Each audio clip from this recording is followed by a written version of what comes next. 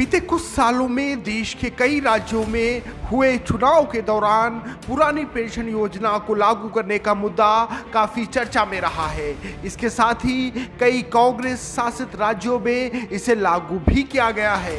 उधर दूसरी तरफ भाजपा शासित उत्तर प्रदेश जैसे राज्यों में इस संबंध में अभी तक कोई फैसला नहीं लिया गया है। लेकिन इन सबके बीच शनिवार को बीएसपी चीफ मायावती ने इस मुद्दे पर पार्टी की मांग रखते हुए बीजेपी सरकार पर जमकर निशाना साधा है, जिसके बाद देश और प्रदेश की सियासत में एक बार फिर से पुरानी पेंशन का मुद्दा गर्माता हुआ नजर आ रहा है। बसपा सुप्रीमो मायावती ने अपने ट्वीट में बीजेपी सरकार पर निशाना साधते हुए लिखा, देश भर में आम लोगों के साथ साथ सरकारी कर्मचारियों का जीवन भी त्रस्त करती बढ़ती हुई महंगाई के कारण केंद्र व यूपी सहित विभिन्न राज्यों में पुरानी पेंशन योजना को लागू करने की मांग लगातार जोर पकड़ती जा रही है, जिसका समाधान होना बहुत जरूरी।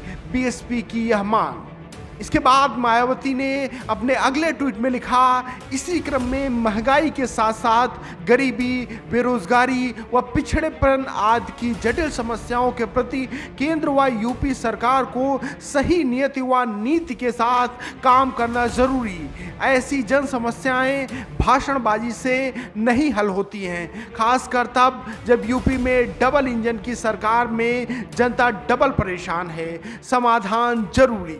वहीं आपको बताते चले कि बीते सालों में कांग्रेस की जिन जिन राज्यों में सरकार बनी है या फिर कांग्रेस सत्ता में है, वहां पुरानी पेंशन योजना को लागू किया गया है। इसके साथ ही इस साल कई राज्यों में होने वाले विधानसभा चुनाव में भी ये मुद्दा हावी रहने वाला है। यानी बीजेपी सरकार से पुरानी पेंशन योजना लागू करने की मांग जोर पकड़ने लगी है। इसके साथ ही इस मांग को बीएसपी चीफ ने खुले तौर पर समर्थन देकर सियासी हलचलों को बढ़ा दिया है।